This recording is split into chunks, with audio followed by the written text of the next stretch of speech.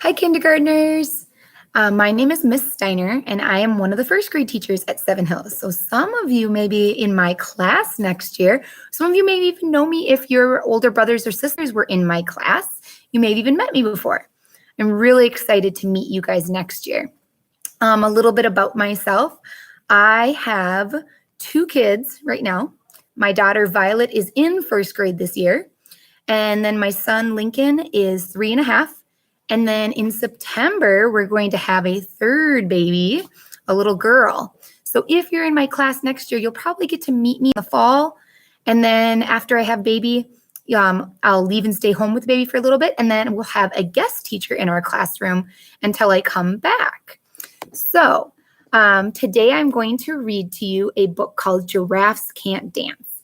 I love this book, and my kids love this book too. I think it has some really great pictures. It rhymes, which I love books that rhyme. And I think it has a really nice message to it too. So I hope you like this book as much as I do. Here we go. Giraffes Can't Dance by Giles Andre and Guy Parker Rees. I love this picture on the front. It's in the middle of the book too, but I love this picture of this giraffe jumping upside down. It's pretty cool.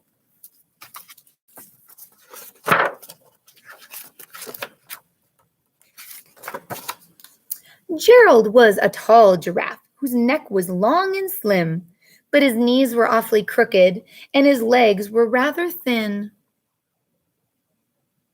So Gerald is our main character who the book is about, and it's all about how he thinks that he can't, what do you think? The title of the book is Giraffes Can't Dance. So what does he think he can't do? That's right, he thinks that he can't dance. He was very good at standing still and munching shoots off trees. But when he tried to run around, he buckled at the knees. Oh, poor Jared. Look at, what do you think buckled at the knees means? Notice what he's doing. He's running around and then he buckled at the knees. What's happening in this picture here? That's right, he fell over. Poor Gerald. Now, every year in Africa, they hold the jungle dance, where every single animal turns up to skip and prance. And this year, when the day arrived, poor Gerald felt so sad, because when it came to dancing, he was really very bad. Is there anything that you think about yourself that you think you're not very good at? Have you ever felt like Gerald before? Is there something you think you're really bad at? The warthogs started waltzing, and the rhinos rock and rolled. The lions danced a tango that was elegant and bold. Look at all those animals putting on a really nice show. The chimps all did a cha-cha with a very Latin feel, and 8 baboons then teamed up for a splendid Scottish reel.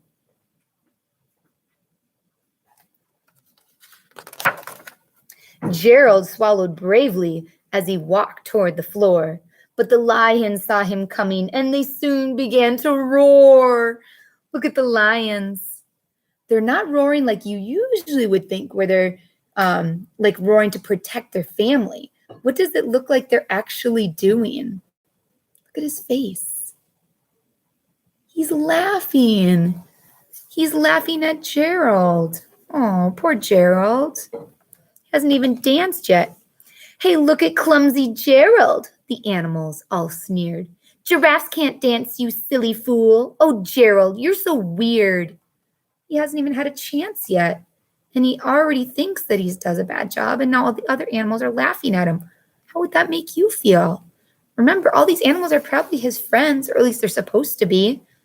How would you feel if it was your turn to do something in front of everybody, and they all started laughing at you? Oh, I know I would feel really embarrassed and sad. Gerald simply froze up. He was rooted to the spot. They're right, he thought. I'm useless. Oh, I feel like such a clot. So he feels like he can't do anything right. So he crept off from the dance floor and he started walking home. He'd never felt so sad before, so sad and so alone. Poor Gerald, nobody's sticking up for him.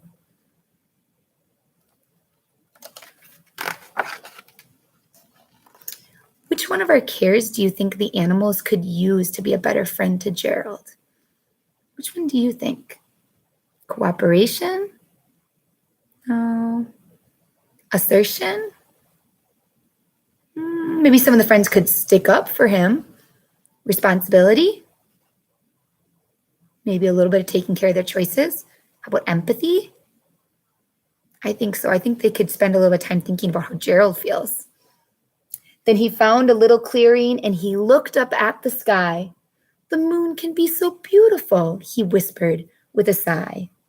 Excuse me, coughed a cricket, who'd seen Gerald earlier on. But sometimes when you're different, you just need a different song. So the cricket says, it's okay that you're different, that your body looks different than the other animals. You just need to think about things in a different way. Listen to the swaying grass, listen to the trees. To me, the sweetest music are those branches in the breeze. So imagine that the lovely moon is playing just for you. Everything makes music if you really want it to. Look at Gerald now. Does he still look sad? He looks a little bit happier. He's kind of relaxing, listening to all the musical sounds in the jungle around him. The cricket's saying anything can be music. With that, the cricket smiled and picked up his violin. Then Gerald felt his body do the most amazing thing. His hooves had started shuffling, making circles on the ground. His neck was gently swaying and his tail was swishing round. Look at his body. Just by listening to the music in the forest around him, in the jungle, all of a sudden his body started moving. All by itself, it almost seems like. He threw his legs out sideways. He swung them everywhere. Then he did a backward somersault and he leapt up in the air. Look at this. There's my favorite picture, the one that was in the front cover. I would think it would be so cool to see a giraffe actually do a backward somersault. That just seems like something they could possibly never do. I don't think they really can, but Gerald can in this book. I love that page. And he just looks so happy. Look at him. This next one's even better, though. Look at his face. Gerald felt so wonderful. His mouth was open wide. I am dancing. Yes, I'm dancing. I am dancing, Gerald cried. I also love this picture. It's my second favorite one because I love seeing Gerald's face so happy there. He spends so much of the book sad. It's so nice to finally see him happy. Why is he happy? Why do you think? What happened suddenly? He discovered he could dance, right? He just needed to listen to a different song than the other animals. He's listening to the music in the jungle around him. Then one by one, each animal who'd been there at the dance arrived while Gerald boogied on and watched him quite entranced. They shouted, "It's a miracle! We must be in a dream. Gerald's the best dancer that we've ever seen." So now they've kind of changed their opinions about Gerald. What did they think about his dancing before? They didn't think he was very good, did they? Now what do they think? Now they think he's the best dancer they've ever seen. Talk about a change. How did you learn to dance like that? Please, Gerald, tell us how. But Gerald simply twirled around and finished with a bow. Look at all the animals now. They look pretty happy. Looks like they're supporting Gerald. Then he raised his head and looked up at the moon and stars above. We all can dance, he said, when we find music that we love. I love the end of that book. So here's our main character, Gerald. The story was about him. How did Gerald change in this book? Think about what was Gerald like at the beginning of the book. Did you say that he couldn't dance? Do you think Gerald really couldn't dance at the beginning of the book? Or do you think he just thought he couldn't dance? I think he knew how to dance all along. I think he just needed some people to believe in him, needed to believe in himself, and needed that special music. What about the end of the book? How did Gerald change? Yes, now he believes in himself. Now he knows that the secret to being able to be a dancer is just to believe in himself and find his own special way of doing it, his own music.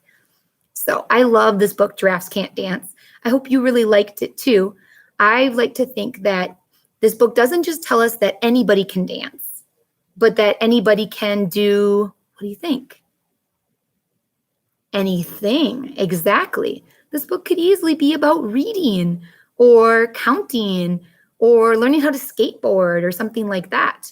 So I love this book because I think it has a great message that anybody can do anything as long as you believe in yourself and you just try and you figure out your own way of doing it. Don't worry about your friends. Don't worry about what they think or how they do it, but you figure out how to do it on your own. All right, my kindergartners, it was really nice to meet you guys today, and I can't wait to meet you next year in the fall when you're in first grade. I'm sure I'll see a lot of you in my class. Have a wonderful day. Bye, kindergarten.